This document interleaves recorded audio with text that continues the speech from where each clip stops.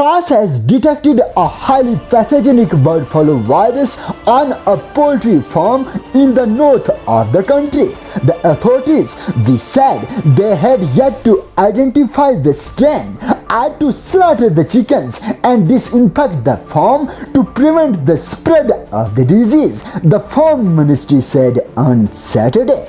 The outbreak followed several outbreaks among poultry farms in Europe and Asia in recent weeks, in a sign that the virus is spreading quickly again. Several cases of severe bird flu had already been detected in France in past month among backward poultry as well as a wild bird, prompting the government to impose poultry flocks be kept indoors.